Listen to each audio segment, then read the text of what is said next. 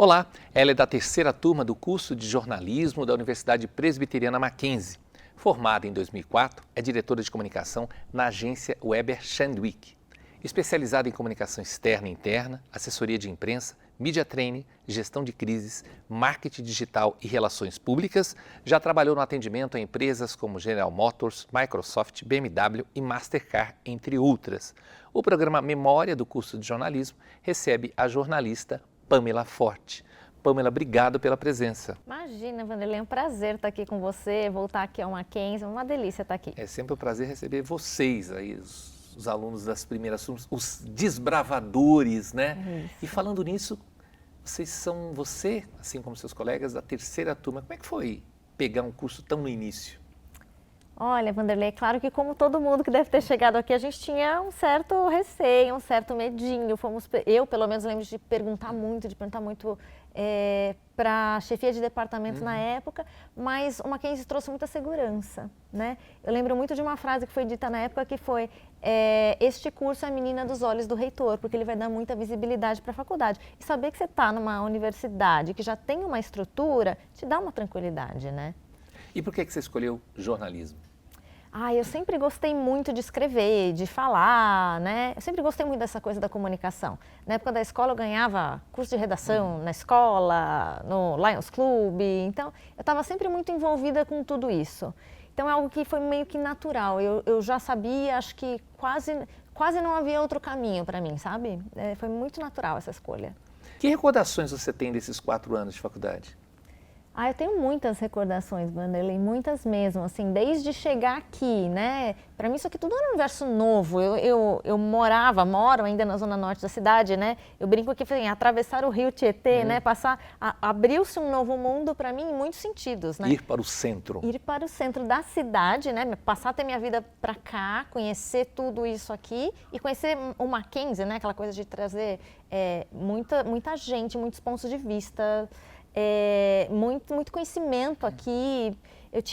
Comecei a ter acesso a muita coisa que eu não tinha antes, né? Então esse início foi muito. Eu estudei numa escola construtivista que eu estudei dos meus 3 aos 17 anos. Então foi uma abertura de novos caminhos, uma abertura muito ampla, sabe? Eu estava lendo, né, a sua apresentação ali.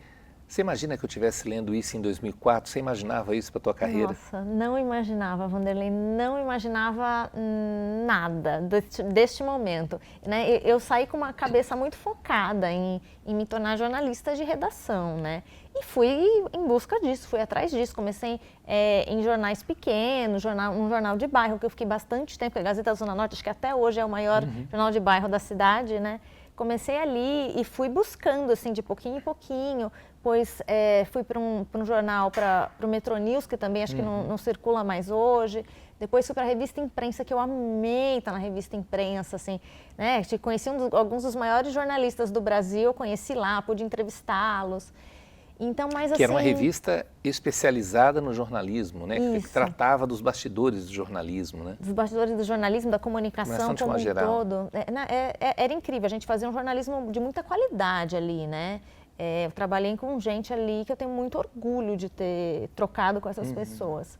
Mas aí comecei a ver que o mercado, a redação já não estava absorvendo muito, né? Eu cheguei a fazer testes na Folha, em grandes veículos e tal, mas você vê até do ponto de vista financeiro e tal, o mercado estava mais saturado de redação. Foi aí que eu comecei a pensar na comunicação corporativa e cá estou, né? 20 anos depois. Você é uma publicitária? Não. Para gente que está dentro desse segmento, fica muito clara a diferença, mas até eu, quando estava na redação, tinha um pouco dessa dúvida, né? O que é, antigamente a gente chamava de assessor de imprensa, hoje em dia já não se chama mais de assessor de imprensa, porque a comunicação ficou muito mais ampla, né?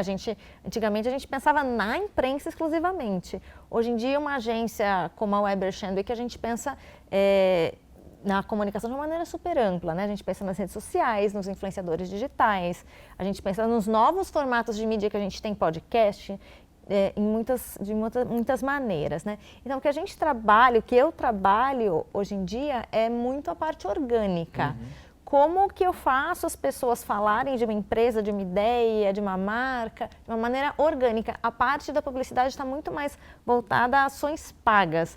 Tem até a gente vê em algumas empresas, a área que a gente trabalha é chamada de comunicação, mas em algumas empresas comunicação é o marketing. Então, tem o conteúdo também, de quem que é o conteúdo? É do orgânico, que é a parte, né, são jornalistas trabalhando, relações públicas, ou dos publicitários. Mas a grande diferença é a parte do que é pago, do que é influenciado, do que é orgânico, né?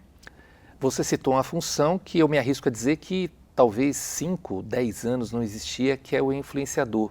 Como é que a gente pode definir este profissional, por mais que exista algumas rusgas dizendo não é um profissional de comunicação, ele é um profissional de comunicação? Esse é um bom ponto, excelente ponto, Vanderlei, porque assim, né, o influenciador é um cara que ele sabe falar com a audiência dele, ele sabe como atrair essa audiência, sabe o que essa audiência precisa e sabe usar a linguagem correta para aquele público. E aquele público vai lá em busca de um conteúdo específico. Eu acho que dizer que ele é um jornalista, por exemplo, seria demais, né? Porque é um cara que não tem a técnica da busca da informação, como a gente aprende na faculdade, de apurar, de saber os valores da notícia, de checagem, né? É um cara que domina um assunto e transmite, né? Eu digo muito que é um cara que não tem mais um intermediário, né? Para falar com o público, fala diretamente, né? Ele é um comunicador, ele se comunica. Então, eu acho que eu fico mais nessa linha, sabe? Mais um cara que tem uma propriedade em um determinado assunto. Outra palavra que você citou foi intermediário. Claro que quando você fez jornalismo tinha essa questão do jornalista ser esse gatekeeper, né? Esse intermediário da notícia. Isso você acha que definitivamente acabou? Eu não acho que acabou, mas eu acho que mudou bastante, assim, né? Eu acho que o jornalista ainda é a pessoa mais qualificada para buscar uma notícia com assertividade, com qualidade, né? Todo o processo de apuração, com credibilidade. Mas hoje em dia as pessoas têm um acesso direto aos meios de comunicação. Se antigamente, eu sempre dou o exemplo do Drauzio Varela, eu gosto desse exemplo. Se ele precisava dar uma entrevista, né, para a imprensa, antigamente ele tinha o quadro dele no Fantástico. Para que o conteúdo que ele tinha para transmitir fosse de fato veiculado, hoje em dia ele tem o blog dele, o site dele, o perfil dele no Instagram, ele fala diretamente e da maneira como ele gostaria de falar. Né? Por outro lado, o jornalista hoje em dia, só ele vai atrás de histórias muito específicas, né? Principalmente nos casos que a gente tem denúncia, função social, né? O quanto para um influenciador que não tem esse compromisso, essa função específica, vale a pena ele fazer uma denúncia ou ele ir atrás de um caso a fundo, contar uma história de uma maneira aprofundada, né? Então, o jornalista acho que ainda tem um papel importante na sociedade. Eu me lembro de uma das reportagens que você fez, né, numa das minhas disciplinas, me lembra até o nome, A Escolha de Sofia. Foi muito bacana. E foi um trabalho intenso, né? Quer dizer, a gente falei, vai atrás, tá? Você foi, insistiu, uma história que era uma história trágica, né?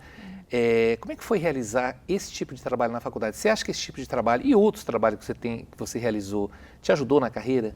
Demais, assim, muita coisa. Essa matéria para mim foi muito marcante. Eu lembro até do dia que eu te entreguei a matéria impressa, que na época a gente trabalhava dessa maneira, né? Lembro quando eu te entreguei a matéria impressa, eu lembro do título, que foi você que me deu o título, que eu estava ali naquela coisa e você me trouxe o título. Essa matéria foi extremamente marcante, acho que foi uma das coisas mais investigativas que eu fiz. Eu tenho muito orgulho dessa matéria, Vanderlei, de verdade, até hoje. E, nossa, muita coisa me ajudou, né? Eu lembro muito dos valores da notícia, por exemplo, que a gente aprendia naquela época, discutia muito. Hoje em dia, para o que eu faço, é de extrema importância. Quando eu recebo um novo atendimento, um novo analista que vem trabalhar com a gente, eu percebo que é muito importante ele conhecer os valores da notícia, mesmo trabalhando na comunicação corporativa. Ele precisa entrar dentro do cliente, olhar aquele oceano de informação e entender o que daquilo é notícia, o que daquilo é de fato relevante e poder dar essa consultoria para o cliente. Olha, cliente, isso aqui não tem apelo de notícia, não tem esse valor de notícia para a gente trabalhar. né? Mas eu posso trabalhar isso aqui para transformá-lo numa notícia também. Então, assim, a questão da apuração, mesmo na comunicação corporativa você faz muita apuração, né? Você vai para dentro do cliente, você busca essas boas histórias, você seleciona ali qual informação é relevante, isso tudo vem da base da faculdade, né? No teu período, na tua época de faculdade, o jornalismo corporativo, ele já era falado, o jornalismo numa linha mais empresarial ou muito pouco? Muito pouco, Vanderlei, muito pouco. Eu lembro de eu ter saído da faculdade, no primeiro jornal que eu trabalhei, que foi a Gazeta Zona Norte, como eu já falei aqui, né? Eu lembro de eu encontrar essa figura, que na época a gente chamava mais de assessor de imprensa, e ficar tentando entender quem era aquela pessoa, o que ela estava fazendo ali, do que se tratava, e conforme foi passando o tempo a gente foi encontrando muito mais essa figura e muito mais, acho que o jornalismo corporativo, vou chamar assim, vem crescendo. A gente tem hoje a Aberj, né, ela já existe há muito tempo, mas hoje eu acho que ela tem uma relevância cada vez maior, até porque eu me lembro, a última reportagem que eu fiz para a revista Imprensa, eu entrevistei o Vitor Navarsky, da Universidade de Colômbia. E eu lembro que isso já vai fazer 10 anos já. Ele já falou que o jornalismo provavelmente só existiria por meio de ONGs, do jeito que a gente conhece hoje. E porque as próprias empresas estão fazendo o seu próprio jornalismo, eu vou chamar assim, né? Que é de olhar para as suas informações, entender e contar essas histórias diretamente, né? Então, naquela época, acho que era muito incipiente ainda. Hoje, eu lembro de até conversar com porta-vozes, na época da revista Imprensa, que não estavam tão preparados. E o que não quer dizer que eles iam mal, não é isso nas entrevistas. É que hoje em dia você chega na frente de um repórter, de um influenciador, e os porta-vozes das empresas estão muito mais, têm um conteúdo muito mais claro do que precisa ser veiculado. Você diria que a necessidade do media trainer hoje ela é maior? Eu acho, com certeza. Porque hoje em dia você está exposto o tempo todo. O porta-voz está exposto 100% do tempo. Tem uma parte do media training que a gente costuma aplicar, além de explicar o que é a imprensa, como funciona, o papel do jornalista, tem uma parte toda de redes sociais e não só de como você trata com o influenciador, mas assim, você é um influenciador, todo mundo é um influenciador hoje em dia. Todo mundo tem voz. Mas é preciso ter cuidado com isso também, né? Nem tudo pode ser dito, nem tudo deve ser dito de uma maneira impensada, né? Então, hoje em dia a gente veicula conteúdo quase o tempo todo, né? E tem consequência, né? Quer dizer, não adianta você colocar, como a gente diz, o tio do Zap, a tia do Zap, né? Você vai ter consequência de qualquer maneira. Alguém vai ter que responder. Exatamente, e um porta-voz de uma empresa, ele não é só uma pessoa física, né? A gente até orienta muitas vezes, você tem um perfil pessoal com fotos de família, coisas de família que você acha que você está numa brincadeira ali, e aquilo acaba vazando e acaba tendo consequências estrondosas às vezes. Então, a gente é influenciador o tempo todo, uma pessoa pública está de crachá no mundo virtual praticamente o tempo todo, e as pessoas, né, gravam tudo hoje, né, nas ruas, né, o tempo todo. Na formação, né, vocês formam em jornalismo e tal, e mudou porque alguns anos depois que você se formou, o diploma deixou de ser obrigatório para o exercício legal da profissão, mas você acha ainda relevante ou fundamental o papel da universidade na formação, nem vou dizer tanto de jornalista, mas de jornalista também, mas de um comunicador? Eu acho super relevante, Vanderlei. Eu lembro muito na minha época que a gente tinha uma formação, imagino que tem ainda, conhecendo o Mackenzie, né? Uma formação cultural muito grande também. Então, assim, tem a parte técnica que eu acho imprescindível ainda hoje em dia, né? Às vezes eu paro para retomar com o pessoal que trabalha comigo esses conceitos, né? E quando eu chego na frente do cliente, eu puxo essa conceituação para explicar para ele por que eu estou aplicando aquela estratégia, por que eu estou propondo aquele caminho. Você acha que valeu a pena fazer jornalismo? Valeu a pena. Primeiro que assim, era uma coisa que eu queria muito na época, né? Eu queria muito, a gente vê muito glamour, eu ainda olho para os filmes, né? Tem muitos filmes que, acho que para mostrar uma rotina mais agitada, né? O protagonista muitas vezes é jornalista, às vezes é um publicitário. Claro que não é aquele glamour todo, é trabalho muito duro, né? É muito estratégico, precisa ser muito bem pensado. Eu acho que valeu muito a pena ter feito jornalismo, até por conta do momento da nossa sociedade hoje. A gente é uma sociedade que veicula muita informação o tempo todo. Com a internet, a revolução da comunicação digital, a gente produz informação e veicula informação com mais agilidade e maior volume, né? E então é super relevante. E por outro lado também eu penso que comunicação no geral, né, é meio que a base da... Eu me lembro das aulas do Salinas, né? Eu lembro quando ele passava o filme da 2001, Uma Odisseia no Espaço.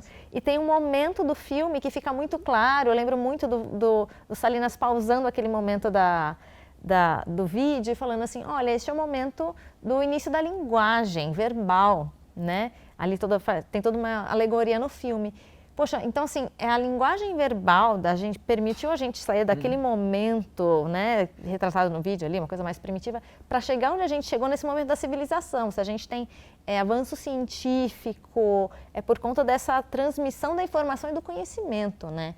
E eu sou apaixonada por isso, eu acho isso incrível, quanto a gente é capaz de produzir e transmitir o conhecimento. E a comunicação é a base disso, né? Você falou de avanços científicos, já vamos entrar no avanço tecnológico. Como é que vocês têm trabalhado a questão da inteligência artificial, por exemplo?